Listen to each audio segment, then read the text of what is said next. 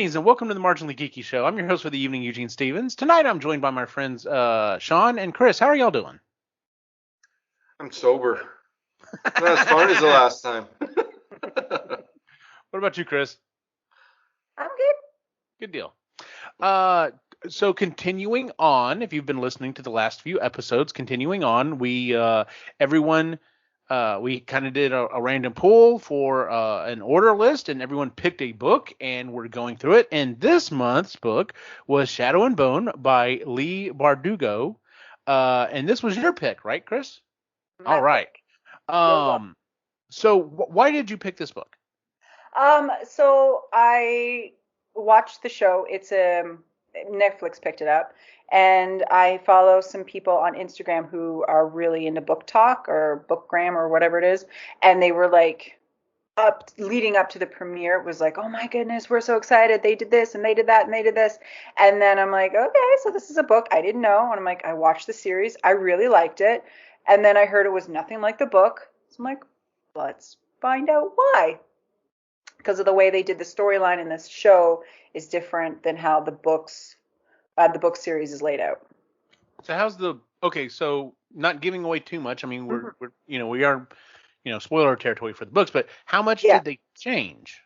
So the Grisha universe or Grisha world is broken up into two different series. So the first set is a trilogy, and then the last two are a duology, and they're called Six of Crows, I think. So what they did in the show is they combined the first book of the Grisha of Shadow and Bone and the first book of the duology of Six of Crows together in the storyline.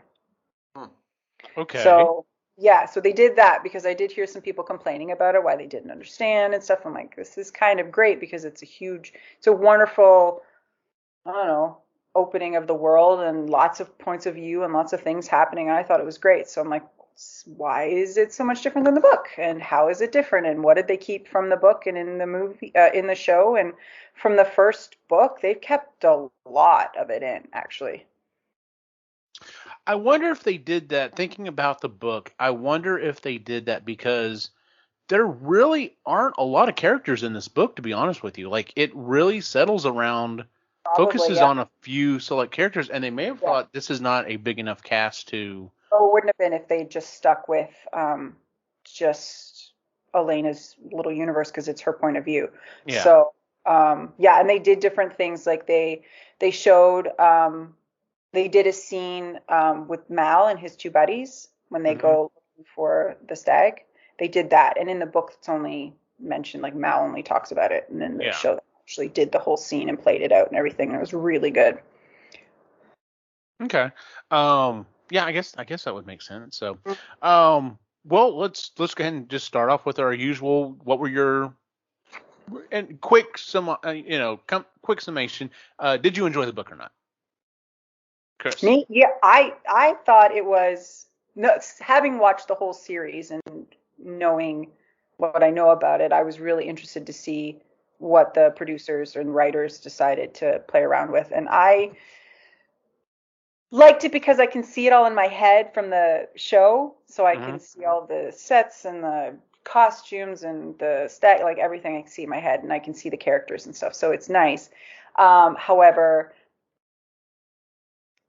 I don't like Elena. She reminds me of Bella from Twilight. And I had a hard time with Bella from Twilight after about the second book. I'm like, okay, I get it. You're tortured. You're clumsy. I'm not that type of girl. It's like, I'm tired of this. I need somebody else's point of view. Yeah. Before I get into mine, let's get Sean. What were your initial thoughts of the book? Yes, Sean, please tell us what you think.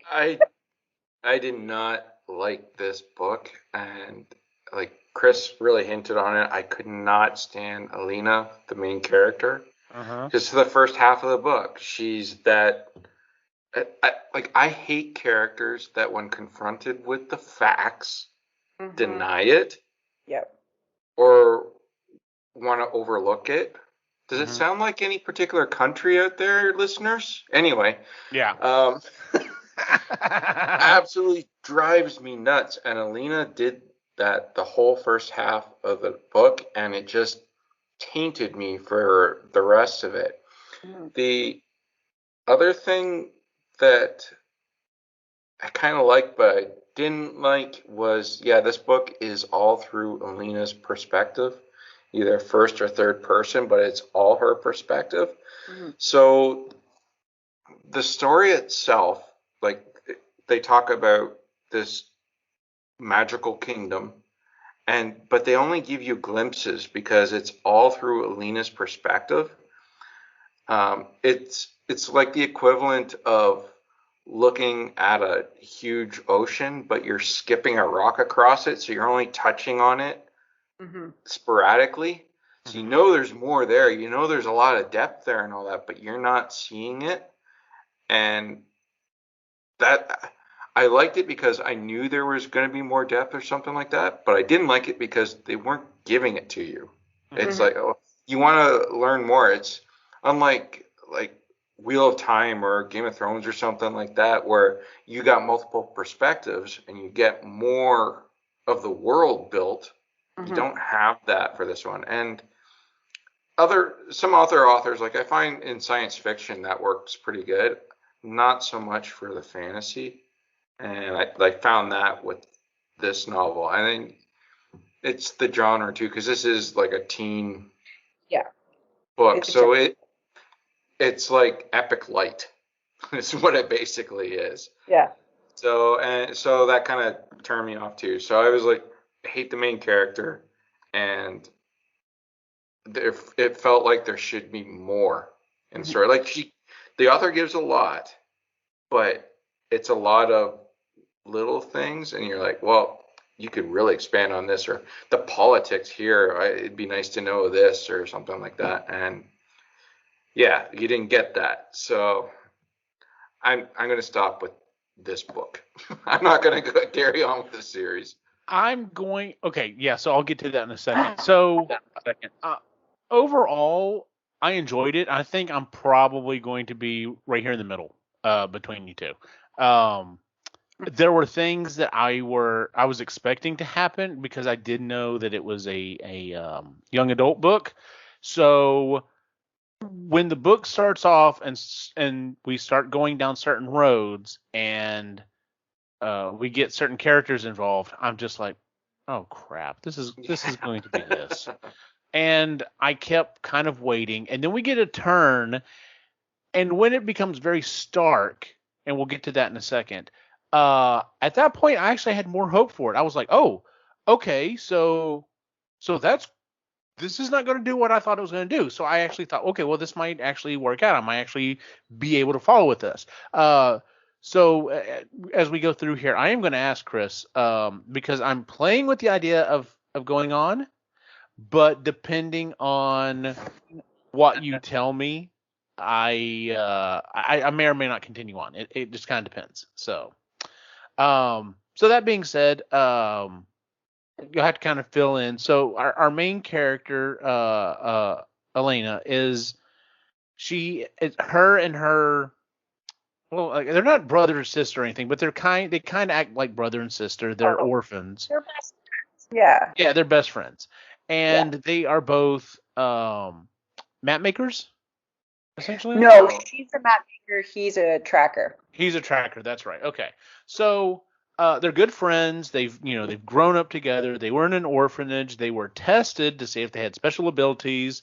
Nothing came up there, so they've gone through and lived their lives, and they're pretty much just kind of, members of this army or whatever that's part of, the world or whatever. And the big thing about it is, in their world, there's this huge area that was eaten up by essentially like a dark cloud. And within the dark cloud, everything died, and there's monsters and stuff.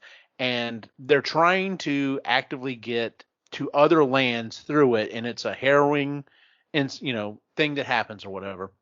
And so they're going through it, and some of the monsters attack, and she manages to save her friend, and it by creating this monster ball of light, And so everyone's like, well, how the hell did that happen? Like later on, she literally wakes up, what happened, blah, blah, blah. And they're like, you did this, you did this. And come to find out, she's a light bringer. Is that what they called her? Summoner, a light summoner. Light summoner, The yeah. sun summoner. There you go, sun summoner. So she's a sun summoner, and the rest of, and then so she's taken into this group or whatever. There's like they have to smuggle her back to the main capital because she's so rare. She's going to be like such a key part to the politics and everything going on, in the future of this book. So they have to smuggle her back, and then she starts meeting people, and she gets basically classied up or whatever.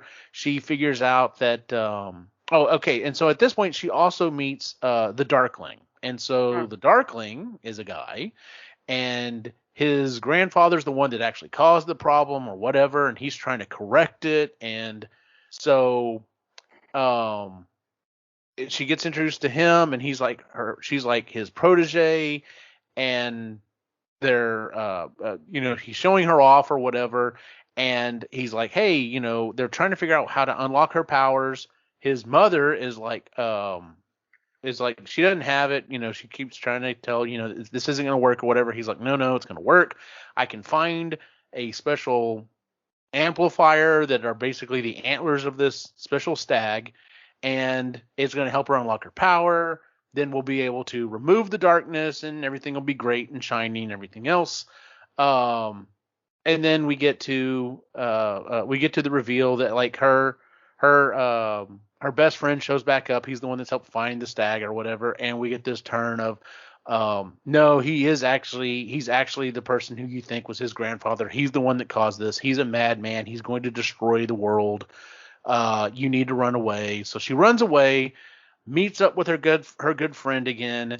We have some more confrontations, and he basically harnesses her power and shows that he can use it as a weapon. She's able to break his spell essentially, and at the end of the book, everyone in the kingdom doesn't know where the hell she is. They've run off. They're doing their own thing, and of course, he's trying to find her. All right, very basic synopsis. Let's talk about the characters, because y'all have already started talking about the main character, Elena. I'm just gonna jump in there and say yes, absolutely. I'm like you, Sean. I have a hard time with it. It's okay if it first starts out, I cannot believe it's me. No, it can't be me. Yeah. But if you're not about halfway through and you're starting to think, no, it's obviously me. Like, I obviously have this power. Then I'm like, okay, come on. We know it. Everyone else knows it.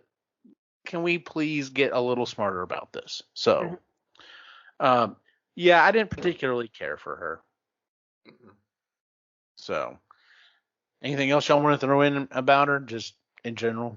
I tend to not like single points of view books. I like, unless the character's super dynamic and there's just like a lot happening, I would rather have multiple points of view, because I feel like it fills out the story better. And like Sean said, you're getting more information about the world that the author's building. Yeah. But I find Elena, all I can think of is Bella. Okay, so when I was telling someone about this book, I said I'm reading this book, and they're like, "Isn't it based off Netflix?" I mean, yeah.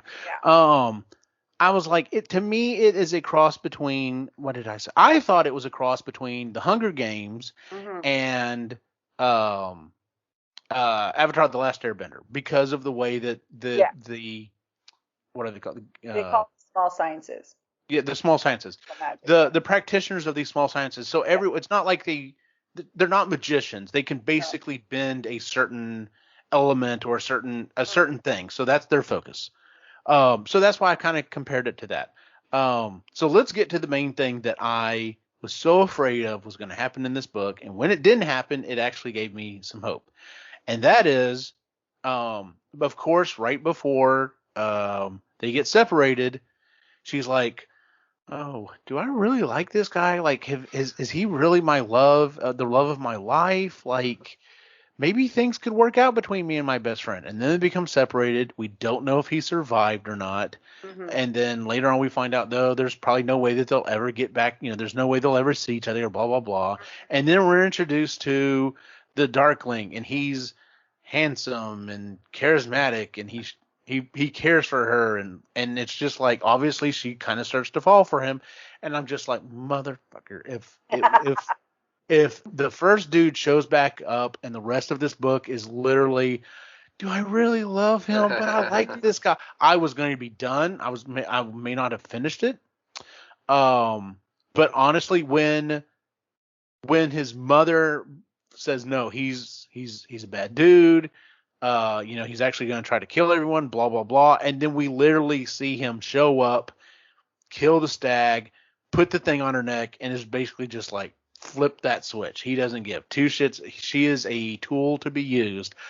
I was like, oh, this might actually be interesting, because obviously she's not going to have any more feelings for the dude.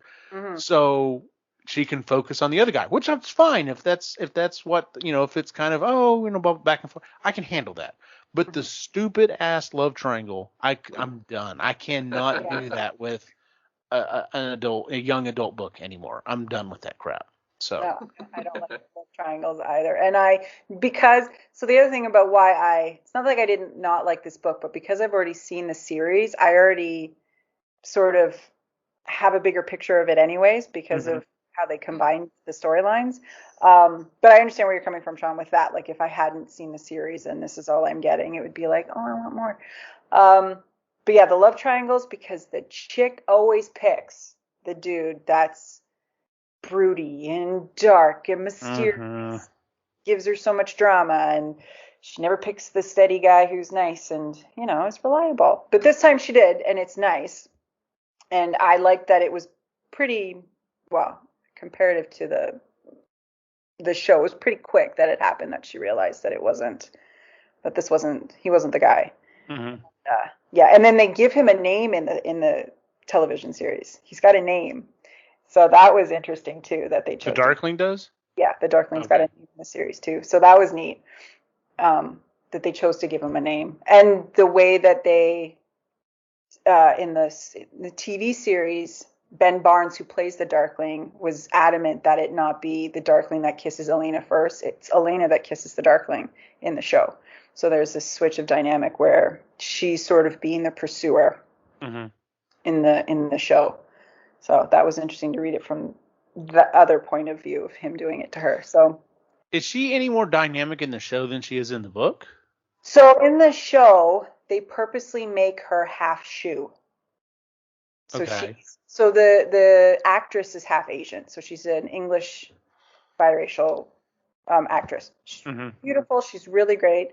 They all have English accents, except for the Fjordans, who all have this like Russian accent going on.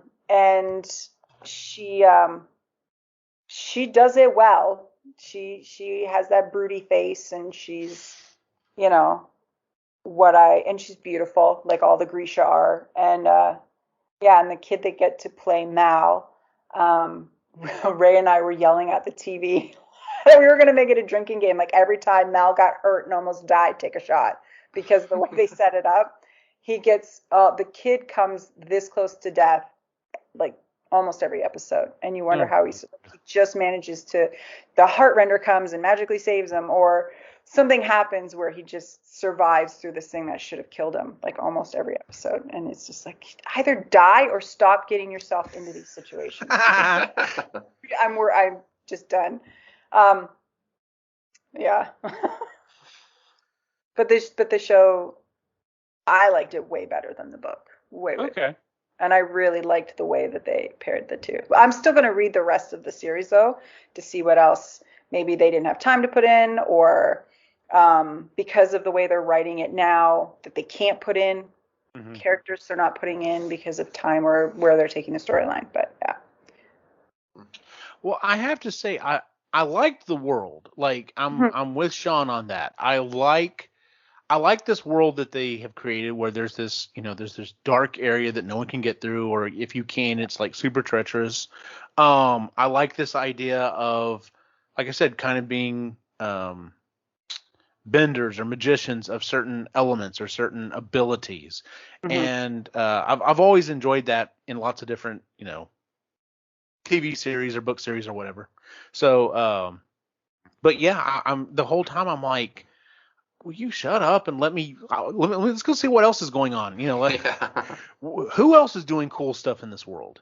Because So I think so many other people. There's two characters that Ray really liked, and I don't think you meet them in the Shadow and Bone trilogy. I think it's six, but I'm not sure. And she's a heartrender, and she's very charismatic. She knows all the different languages in the world, like she knows Fjordan and she knows Shu and something else. And she gets captured by these Fjordan assassins because the Fjordans in the book kill Grisha. They think they're witches, so they kill them. Mhm. And she gets captured. She's on a ship. She not seduces, but she sort of manipulates one of the Fjordan guards. And actually, through a series of unfortunate events, they wind up having to survive together. And the two of them together, they like every episode they're in, all I want to see is just the two of them. It's really good. They're dynamic and it's hilarious. But that was one of Ray's favorite parts of the whole show. Okay. Yeah. Anything else you want to throw out? Anything else that stand out for you, Sean? Or I thought there was a lot of kernels of good ideas in the book that just you're not able to realize in a first-person perspective novel. You can't, and it's to me is almost a cheater method of writing because you can this huge tower and off to the distance and all that's sparkling and has flying things around it, but we're going to carry on down the trail, so we're just going to just look at it and then keep walking. And I hate that. So, and I found this book was kind of full of little things like that. I gotta admit, like the darkness was a really good idea it was its own character, like a personification of darkness kind of thing. And I thought that was a really good idea. And the effects of they didn't use it as splitting the border between two countries. They split a country in half and it's suffering. And I thought that was a good idea. I did like that. Once again, could be fleshed out. There was a bit of stereotyping in here, especially when it came to the royalty, which that's tired and old.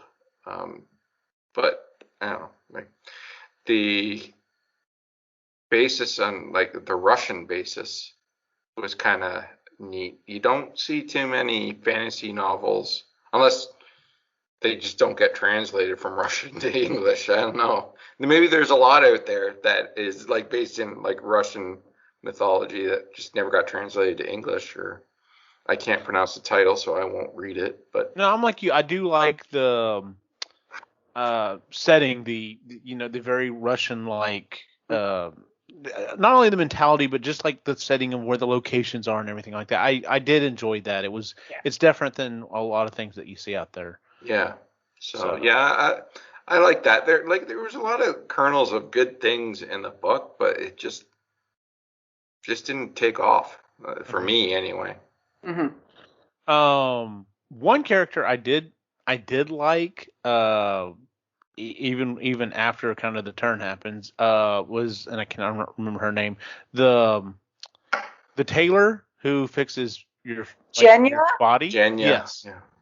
I thought she was interesting. I was just like, this is an interesting thing that she could, essentially that's what she does. It's very like she wasn't a healer. It was just to help improve the way you look or whatever. And I was like, what an interesting, like, I mean, it's totally just, very two-dimensional, but it's just like, no, this is how she's carved out her life or whatever. And of course you find out it's like, yeah, that she carved it out because that's what the Darkling wanted her to do. And so, but yeah, I liked her because she's basically the only real friend at one point she has, and then you come to find out it's like, no, you were just playing her too. So, Yeah, you did her dirty in the end. yeah. So, but I did not like the way the narrator voiced Jenya. I didn't like that. She made her kind of sound like really soft and monotoned, and I don't have a range. I didn't like that, but yeah. I thought her, like I said, I thought her ability was interesting in the way she kind of carried herself. I was like, okay, that she's kind of an interesting character, but other than that, and I mean, I was not. I was a little suspect of the Darkling at first, but I'm just like, all right, well, maybe he is. Like, it would be definitely an interesting dynamic if that is what he's legitimately trying to do. It's like, no, my grandfather screwed up royally, and I'm going to be the one that fixes it. And I was like, okay, well, that's an interesting thread to follow. And then it's like, oh no, actually, I'm the bad guy all along. So, yeah, not a huge twist there, but so. So have you read any of the other books, Kris? No, not yet. No, Okay. I haven't seen. I haven't read any of them. I would like to, because just the show, the way they combine the storylines, I really like it. And the cast for the show is mostly unknown except for Ben Barnes, and then the actress who plays Bagra, who is the Darkling's mom, is Madame Hooch from the Harry Potter movies. So that was pretty cool. Okay. And I don't remember her name, but it's mostly unknowns. And I agree with you guys. I love the Russian setting. Again, I don't know of any Russian fantasy novels either. And I like how Leigh Bardugo is actually Israeli. So I thought that was interesting that she chose that setting. And like the costumes are gorgeous, and she really stuck to it. And I appreciated the narrator too, because if I read that book, I would have butchered the names. Absolutely butchered them. There's no way I would have probably pronounced any of those right. I didn't even think about that, because it does talk about, how some books just like go on and on about food, and like it's almost like it's the most important thing in the book. She goes on and on about the clothing and stuff. So I would assume the clothing and stuff in the show is well done. I would hope it would be. Gorgeous. Yeah. So that's kind of cool. Done. So, anything else anyone wants to add? Like I said, we just kind of ran through it. There's, I get the feeling. That was an underutilized character. Oh, the apparat? Yeah, that's what it. Yeah. Yeah, like, the apparat. He seems like he should be really, really important in the novel, but it evaporates. There's nothing there. So is he working? Was he working with the Darkling? Because it kind of sounds like. You have no idea. Okay, so we don't know yet. Okay. Yeah. It's just he's like just there in snippets, and it's like always seems like he's got something really important to tell her or something like that, and she just keeps buggering off. And I can understand the first time, but it happens multiple times, and that gets old too. But it would have been interesting to find out more. Well, just, I mean, to me, and from what it sounds like from y'all as well, it just sounds like, I mean, granted, this book I think was only 9 hours to listen. It's not a super long book. Yeah, it's not super long. I tried to pick something that was like in and around 8 hours. Okay, well, thank you for that. But I think maybe it also suffers from, maybe the lack of length also causes it to have a lack of, there's just not to depth. Make this joke, but a lot of depth. That's much better to go, because I was gonna say there's not a lot of meat on the bone for this thing. But like I said, I'm with you.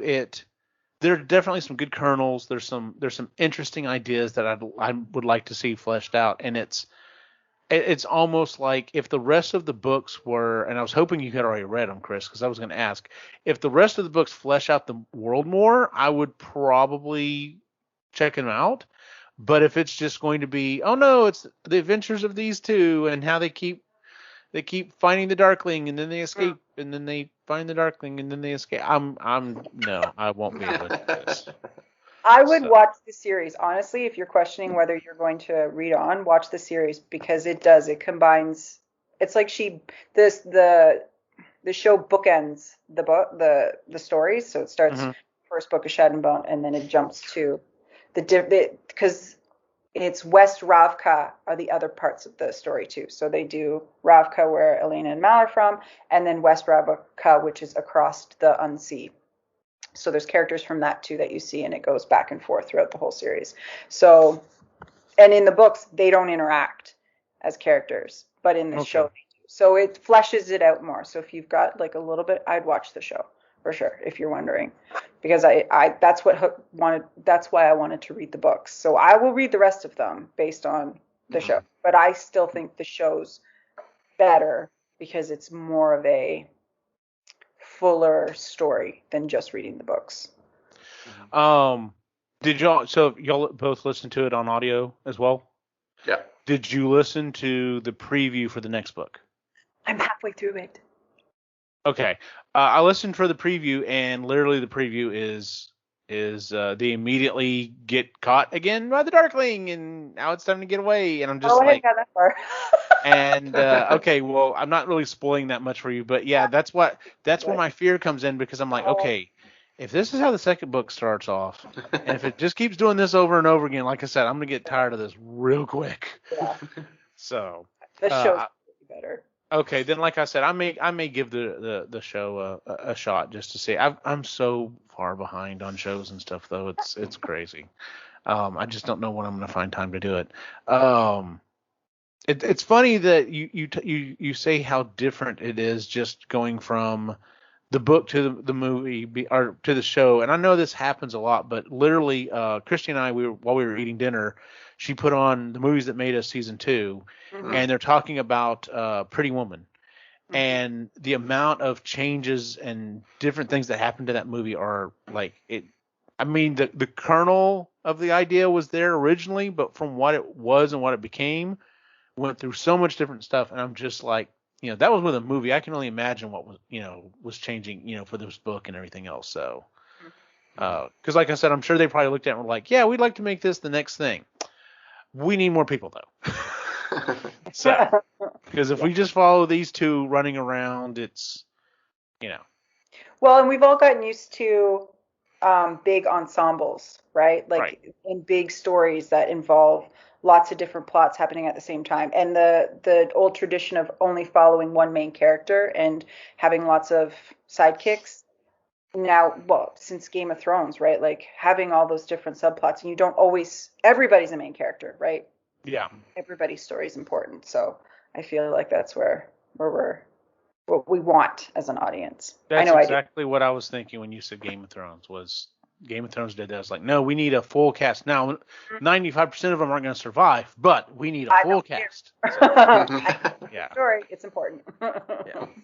That's what that makes me fearful if we would ever see a Bobaverse movie or TV series, because it would literally 90% of it would be the same guy being, all right, well, yeah, but there's all the roles. A lot of interaction. Yes. In the same role. So I don't think you would have to worry about it. Ryan Reynolds. There you go. Oh, no. I couldn't watch it. That's his choice. No. Oh, yeah. Oh, yeah. I can handle Ryan Reynolds for about 5-10 minutes, and then I got to shut it off. He's a Canadian god. What are you talking about? I just don't see. Do it. I don't see him as Bob, everything. Though. He's got his shtick. He sticks to it, but there's nothing else. He would definitely have to break out, because in order just to be the first 5 Bobs, like those are 5 completely different people. So have to like dig deep, because he's been doing the same thing for a long time. Although I am excited to see Free Guy. I think the boys are gonna have fun with that. So well, if that's it, I guess let's go ahead and wrap up. Me and it being kind of a short show, but it was kind of a short book, so I guess it all works out. And unfortunately, I have nothing to add to this next part, because usually this is where we go into what else we've been reading. I have come to this weird place over the last month or so where I just didn't want to listen to anything. Or I say that I didn't want to listen to a book. I didn't want to get super involved with something. And I think it's because I'm being pulled into so many projects and so many things that are going on at work and at home. And I'm just like, I need I need light and simple. So I've literally been listening to a little bit of music here and there. By the way, I was introduced over the weekend to a mariachi version of the Ghostbusters theme. Very interesting. But I've been going back and listening to our Prime show, the Epically Geeky show, and I've been going back and listening to those episodes, and they're only about an hour long. Some of them are a little bit longer when we were discussing movies or something. But I love those food shows.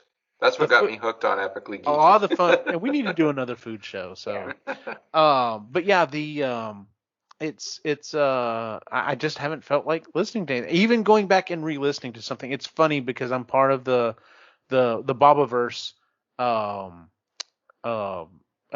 Facebook group, and people will like, oh my god, I just finished it. Oh my god, I just started it, or whatever, and I'm just like, all right, maybe when I finish this project, I'm kick back into those or whatever. Quick side note: earlier today, the Scott Simpson Facebook group, he changed the banner and it's little snippets from all the books, and there's one on the end that everyone's like, "What is that book?" And he said something along the lines of, "We will know in the next 2 weeks." It's not. It doesn't look like it's related to anything else that he's done. So it may be another standalone. So, because someone did specifically say, "Is this the sequel to The Authorities?" And he said, "No." Shooting for 20. Yeah, Scott. What I said? Yeah, I was a little confused there too. I'm like, who's that? Oh, I'm sorry. Wrong thing. Yeah, so Scott Meyer. I'm sorry. So Scott Meyer. Yeah, so it's not one of the. It's doesn't look like it's a continuation of any of the other books he's already done. It may even, like I said, that's another standalone.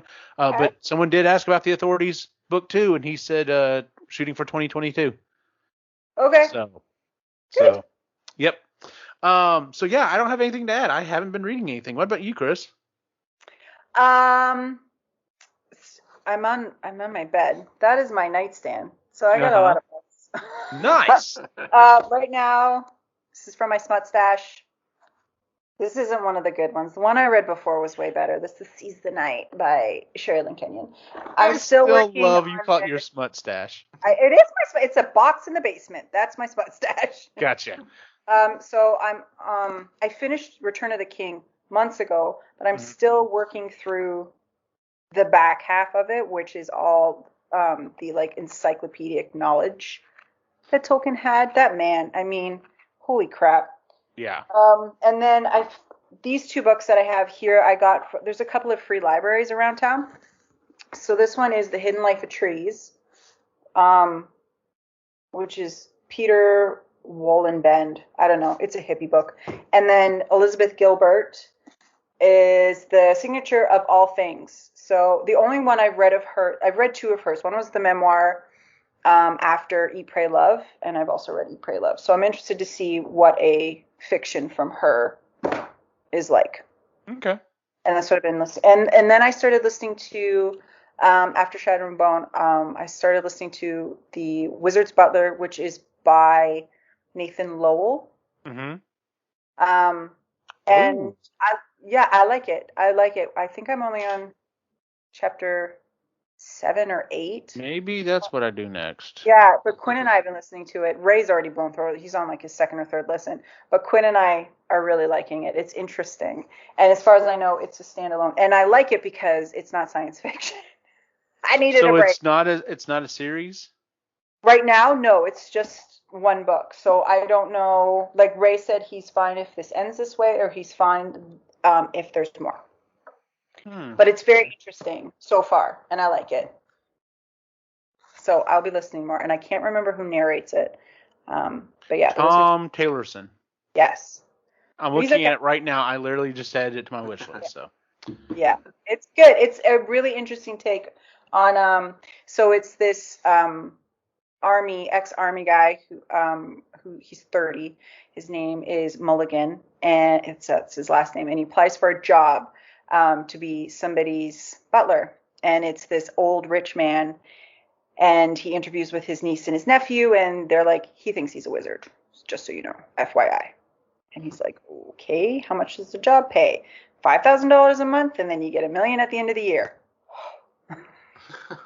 Okay, yeah, you did a good job selling this. Like, I mean, the title is already interesting. Oh But, yeah, but is this guy nuts or is he a wizard? legit. Right? Like you wonder. So yeah. Okay. Neat. Sean, what else have you been reading, Um, if I anything? actually read a book.